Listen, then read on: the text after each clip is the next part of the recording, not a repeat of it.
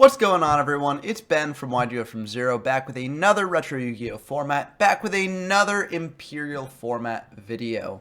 It's been a while since my last Imperial Format video, which has been a bit of a shame because I've wanted to dive into this format and explore it for quite some time. And, you know, various factors, me going on vacation and also DB being down for a while, just led to me not being able to give this format the time it deserves. But now I'm back, and we're going full steam ahead on the Imperial train. So get excited for that, and we're going to start off with one of, I think, the most interesting decks in the format, Empty Jar. Now, Empty Jar got some incredibly powerful tools from Pharaoh's Servant. Morphing Jar number 2 is absolutely insane and does pretty much anything that the deck would want. However, other decks also got anti-Empty Jar hate in the form of Nobleman of Crossout, Ceasefire, Light of Intervention, etc. So the deck is kind of in a weird place right now where it can often win game 1 pretty handily, but games 2 and 3 will have a lot harder of a time. But before I dive into the specifics of my build of the deck and also just my thoughts on the deck as a whole, if you're not already subscribed to the channel, please do so. We just hit 500 subscribers like a week or so ago, and we're already blazing on the path to 600. So I'd really like to reach that by the end of the month, and I'd really like to reach 1,000 as soon as possible as well. I know it's a bit of a reach at this point, but we've been gaining subscribers like crazy. I want to thank you all for subscribing. And I just know that we can keep up this growth and keep this channel getting bigger and better. In addition, if you'd like to play Imperial Format or any of these other formats that I featured in the videos for yourself, we have a Discord server. Link will be in the description down below. It's a great place to find games with awesome people in all these various obscure formats. We're also going to be holding a Yugi Kaiba tournament in that Discord starting this Saturday. So if you want to take part in that, join the Discord server and sign up. It should be a blast. And lastly, as always, if you enjoy the video, please do leave a like down below. It really helps out the video and the channel quite a bit. But with all that out of the way, let's dive into the specifics of Empty Jar. So Empty Jar is a deck that's basically intending to use powerful flip monsters in conjunction with things like card destruction to deck your opponent out. And it can be pretty effective at doing that precisely because the flip monster it has at its disposal are so incredibly strong.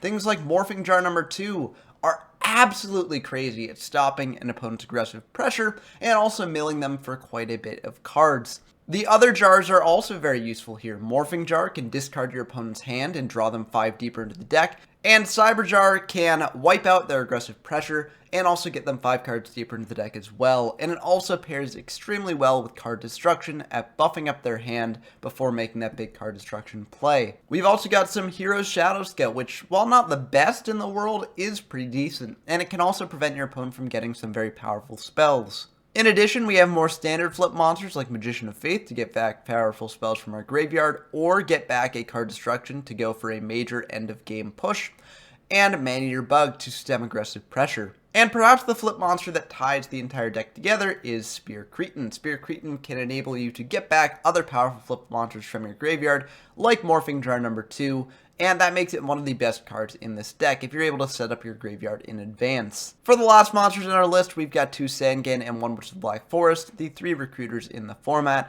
These are great at just fetching out whatever flip monster you may need for a given situation, or just grabbing another recruiter to deck them a little bit and keep yourself on monsters. For the spells, we've got the newly limited Card Destruction. Card Destruction being limited does hurt this deck quite a bit, but I do still think it's worth an inclusion despite its clear flaws, and it can just end the game out of nowhere if you play your cards right.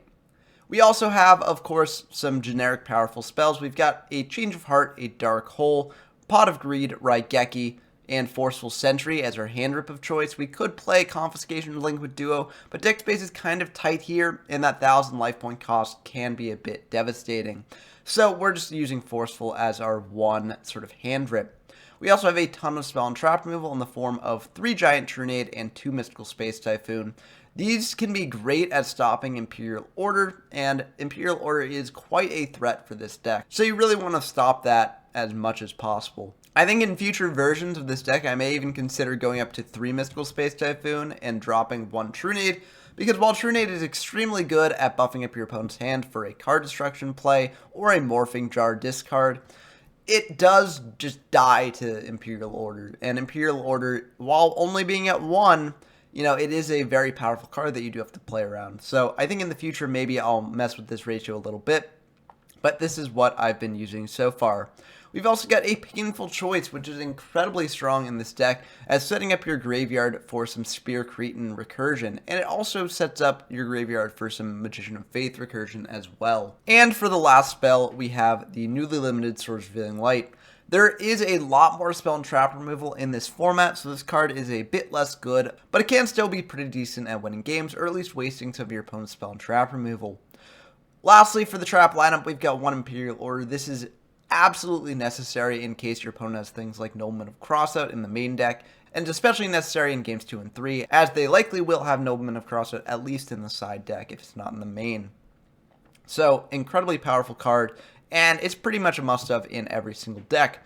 We also have a Mirror Force to stem aggressive pressure, 3 Solemn Judgment to prevent things like Nobleman of Crossout, or even an Imperial Order, when you just need to stop certain things from going through.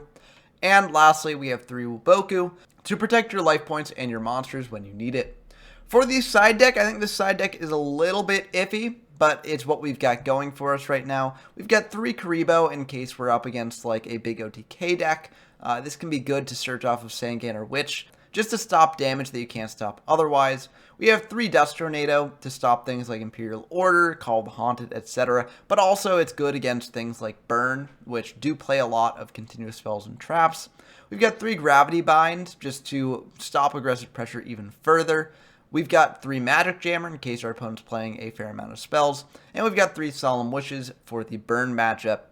I think this side deck is easily the weakest part of the deck, and I think going forward, I would potentially make some changes, but I'm not exactly sure what changes I would make to it. So let me know down in the comments below what you think. But now that I've covered the deck, let's dive in to some games and see how it actually plays. Okay, we've got a game against Aratos, who's a frequent guest of the channel. Always happy to have them on. We are on Empty Jar, unclear what they're playing, but let's find out. We are going to start with a rock. They throw a rock as well, but luckily we throw paper and they keep to rock, so we will be going first here. Which I do think is important, just being able to set up a flip monster first turn. And wow, we drew the 1 of Forceful Sentry, so that's very nice going first. We're going to fire that off, see what they've got in hand. And this is a pretty decent hand for us, because they've only got 1 monster in the form of Mystic Tomato. So if we shuffle that back, we can just sort of play around their spells and trap cards. I mean, we don't really have any spells and traps right now, so the Mystical Space and Dust Tornado aren't really that good right now. Premature Burial is useless if they don't have a monster, and Trap Hole we can play around. So I feel fine just shuffling back the Tomato, and we could even go for some aggressive plays here. So we're going to just set the Sangan in case they draw another monster, but if they don't, the next turn we can get a bit aggressive here. They're just going to draw, set, and pass back to us, and we feel very good about this. We're going to bring out a Witch of the Black Forest, flip up a Sangan, and attack in for 2100. We're then going to set 2, as we do know that they've got 2 sort of spell and trap removal cards, so we don't want to lose our Wuboku during our own end phase. If they clear both of these, then we're honestly fine with it, because we don't mind losing a Trunade here.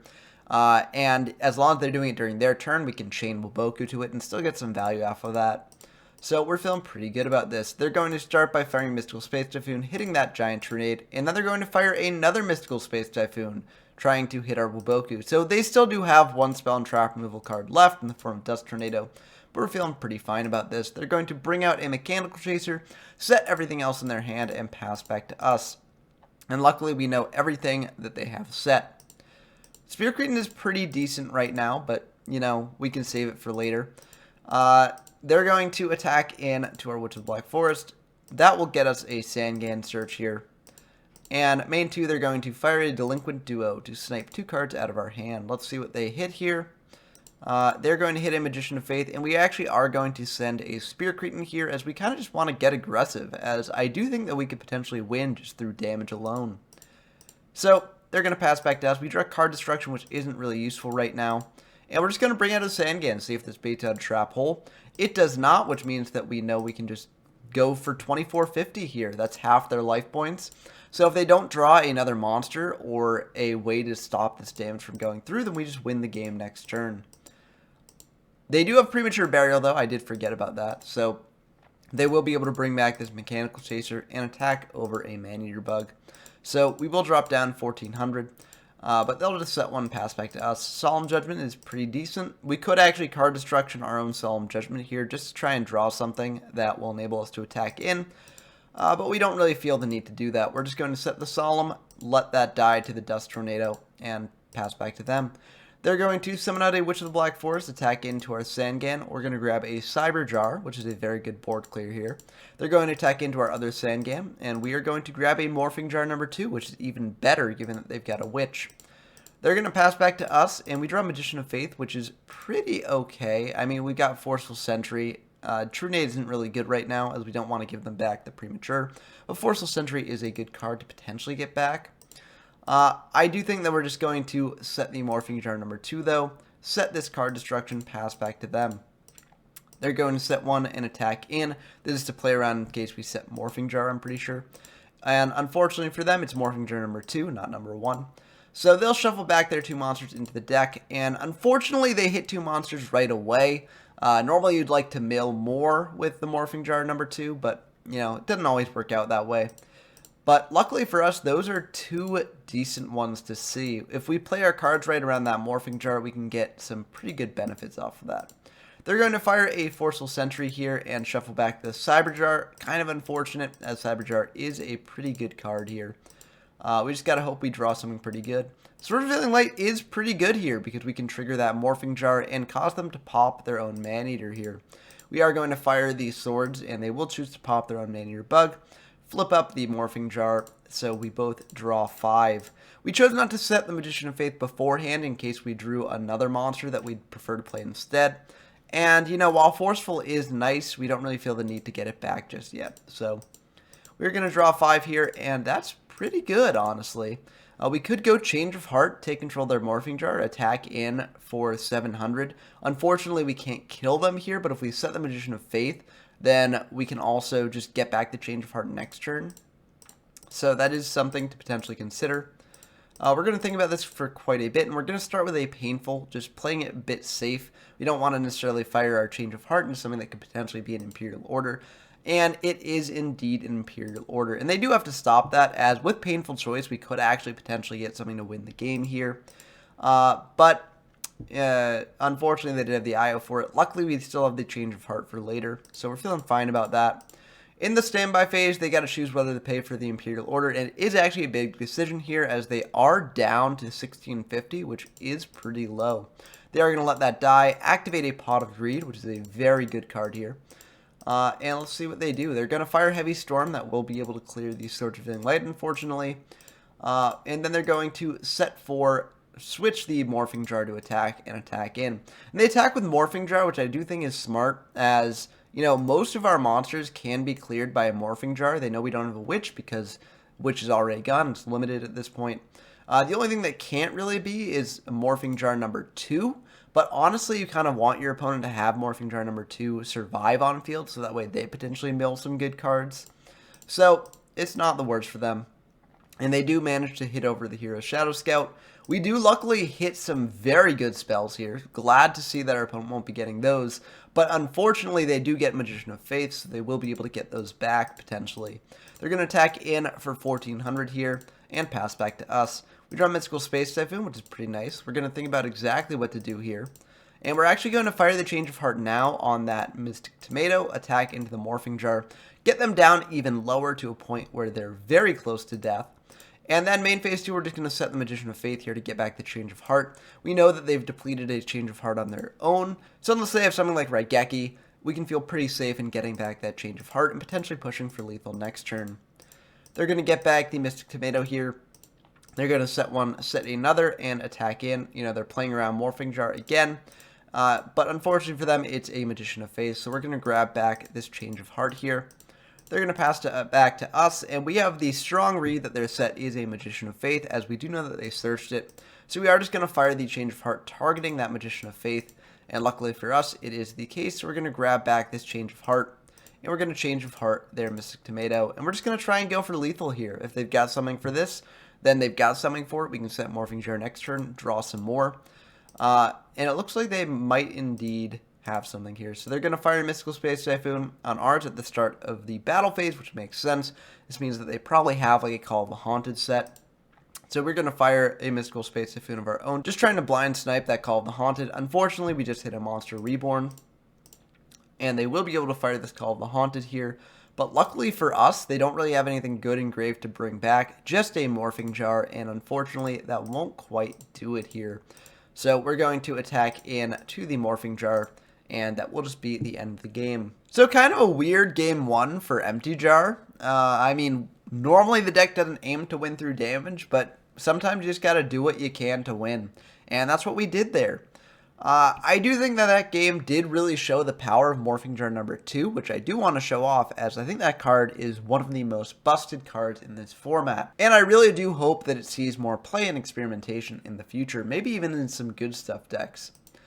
But that's going to do it for Game 1. Game 2 and 3 are going to be much more of an uphill battle for us, given that Aratos probably has sided in some Empty Jar hate. But let's hope that we can play through that hate and pull out a victory in the end. This is a pretty decent hand. We've got Morphing Jar number 2 right from the start. So they're just going to set 3 and pass, and we could potentially play this a little bit conservatively, maybe firing Swords of Veilling Light just in case. But we're just going to set this Morphing Jar number 2, set 2 and pass. They're going to flip up a Man-Eater Bug here, and we could potentially Solemn Judgment this. It's very early in the game to Solemn Judgment, but we could do it just because of how important Morphing Jar number 2 is. But we're just going to let that die. We've got Spear Cretin to get it back later. And unfortunately, they do have a Jinzo here. We're not going to Solemn Judgment that, even though we can, because if they've got something like Call of the Haunted, then that would be kind of pointless. And they're going to get in for 2,400. A bit unfortunate, but we do have the Spear Cretin to get back that Morphing Jar number 2. So we're going to set that Spear Cretin, pass back to them. They're going to attack in here, and they will be able to get back that Man-Eater Bug, which is a bit rough for us. But we'll be able to flip up Morphing Jar number 2 to send it back to deck before they can do anything about that. So we're going to start with a Morphing Jar number 2 activation here, shuffling back all monsters on the field into the deck. And we will hit a Man-Eater Bug, which is pretty decent. Unfortunately, they hit the top 2 cards of their deck as monsters, and so they won't really mill anything here, which is a bit rough. But we do have Man-Eater Bug to deal with that Mystic Tomato, which is pretty nice. So they're going to set both of those. We're going to set a Sangan, pass back to them. And they're going to bring out a Mechanical Chaser here. They're going to flip up a Giant Soldier of Stone and a Mystic Tomato. Attack in to the Sangan first. Kind of unfortunate. We would have preferred if they attacked in to the Man-Eater Bug first so we could pop the Mystic Tomato.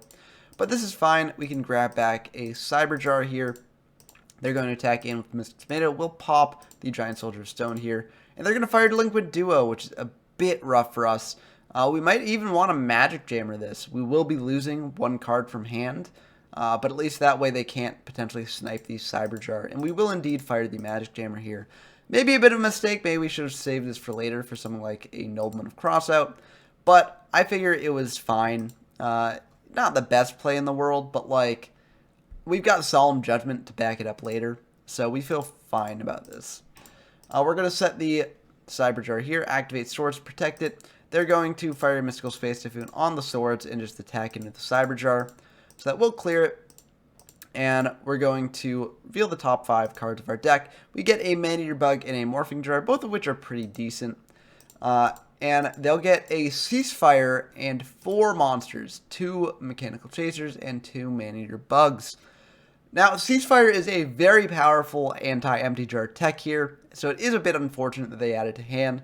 But if they do attack into Morphing Jar, then we could potentially get it out of hand. Unfortunately, I think Aratos is probably too good of a duelist to actually do that. But, you know, we can hope. We're going to set the Man-Eater, set the Morphing Jar. And they're going to set their entire field here, except for the Mechanical Chasers.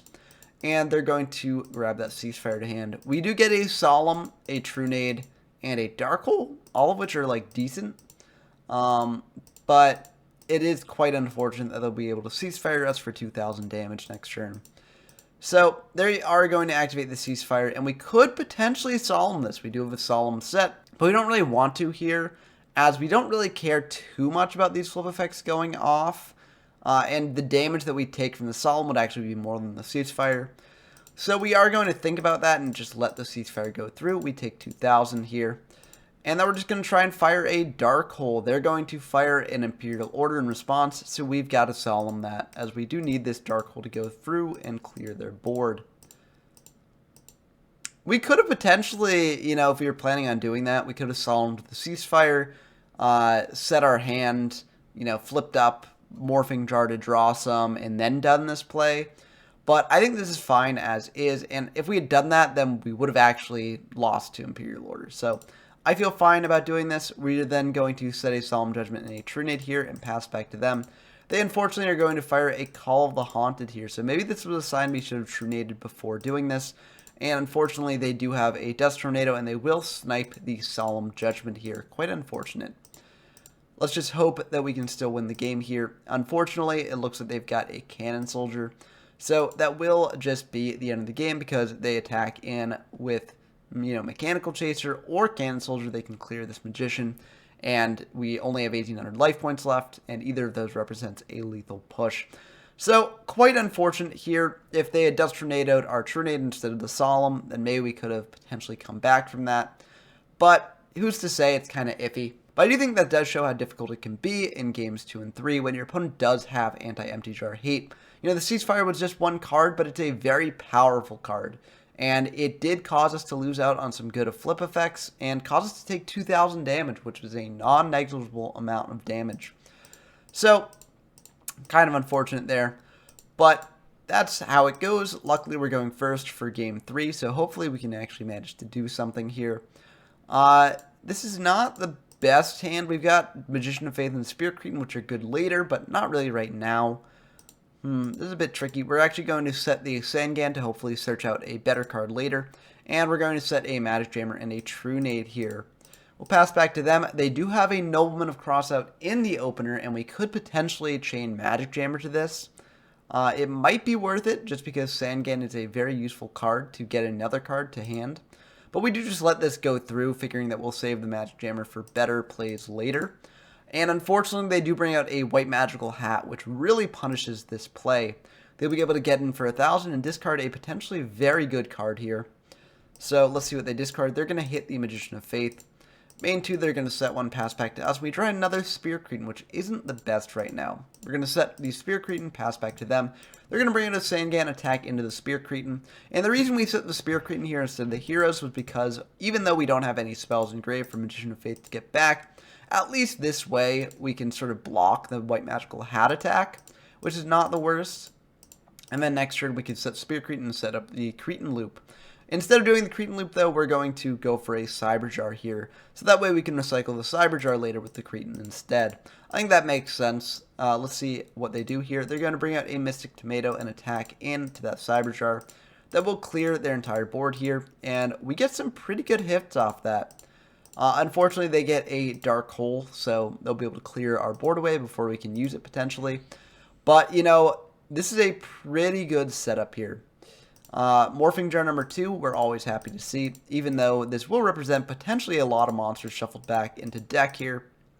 But if we play our cards right, I think we'll be fine.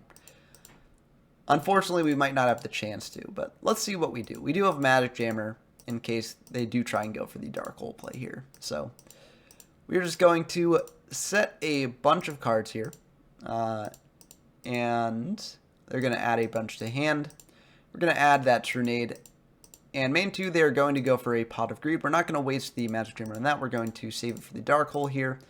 Unfortunately, it seems that they've got Raigeki as well. So we will indeed have to use the Magic Jammer there, discarding a Hero's Shadow Scout. They fire Dark Hole, so we will lose our entire board here.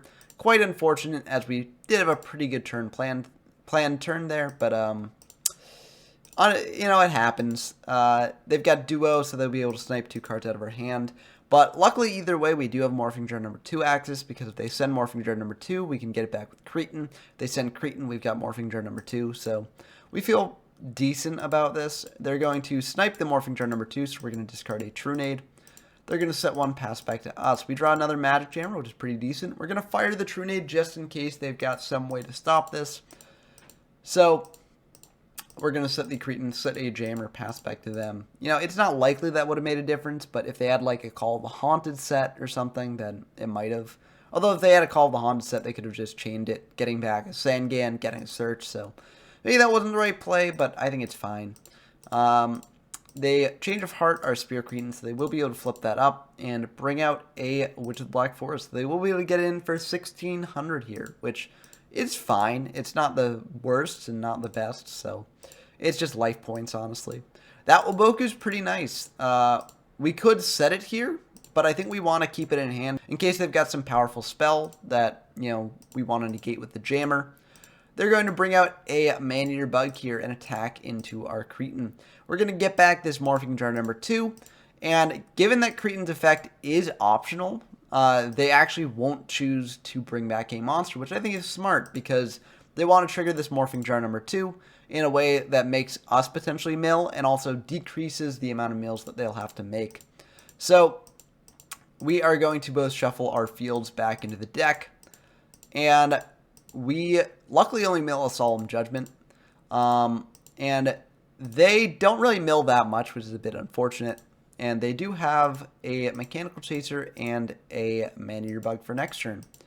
So a bit unfortunate, not the best here, but it is what it is. They're going to fire a Call of the Haunted now to bring back a White Magical Hat just to trigger that Morphing Jar prematurely to potentially have us discard a powerful card from hand, and unfortunately that will actually occur. We will lose the Waboku here, quite unfortunate. Maybe that would have come up later. Luckily we draw another, so that's pretty decent to substitute. And they're going to set 2 and pass back to us. We draw Morphing Jar number 2, which is very nice. We're going to fire a Pot of Greed, and unfortunately they do have the Imperial Order for that. And this deck is kind of dead in the water against Imperial Order. We're going to set a Morphing Jar number 2 here, and set 2 spells and traps here. We also activate a Sword of Revealing Light. This way, if they do choose to let the Imperial Order drop, then we will have some protection from that Swords here, in addition to our Waboku protection. And they're going to fire a Dust Tornado in the end phase, and they will correctly snipe that Waboku. Bit unfortunate, but, you know, it does happen. They're going to keep the IO up, flip up their Man-Eater Bug, popping our Morphing Jar number 2 here, and they're going to get in for a ton of damage. We will lose our card destruction off the White Magical Hat. They're going to set another. We draw Magician of Faith. We'll set that, pass back to them. They are indeed going to pay 700 again, and unfortunately, they'll flip up this Man-Eater Bug, revealing that they do have an out to our board. So that will just be the end of the game. Maybe if they hadn't sniped the Waboku, we would have survived another turn here. But it is a bit iffy. IO is just such an incredibly powerful card against any deck, but especially against a deck like this, which really does want to activate some very powerful spells. So a bit unfortunate, but things like this do happen. I think that while Empty Jar wasn't able to fulfill its main win condition in these games, I think they do show off the interesting situation that the deck is in this format. Game 1, it can be very powerful because it's using very powerful cards that your opponent might not have main decked out for. But games 2 and 3, it's a bit iffier. You know, Noblemen of Crossout and Ceasefire only came up once in each of those games, but that one time was enough to basically sink our chances and turn the tide of the game. So I do think that the deck is in a precarious enough spot to maybe not be in Tier 1. Maybe it's even Tier 2, given the amount of hate for it, which is weird to say because it is so powerful. But, you know, that's Yu-Gi-Oh! It's a game of contradictions, a game of sort of weird states. So it's always interesting to see how decks evolve and change in a given metagame. But what do you think about this deck? Do you think I'm underselling Empty Jar and it's actually a lot better than I'm making it out to be? Or do you think it's actually a lot worse than I'm making it out to be? And do you think that it's just dead in the water with the introduction of things like Noblemen of Crossout and Ceasefire? Let me know down in the comments below. Also, as I said in Deck Breakdown, let me know what changes you might make to the side deck. I do think that my side deck here was very flawed, and that could have potentially helped out a lot if we had had a better side deck in games 2 and 3 here. So let me know what you think, and I look forward to discussing all this with you down in the comments below. But until next time, I've been Ben from YGO from Zero, and I'm signing off.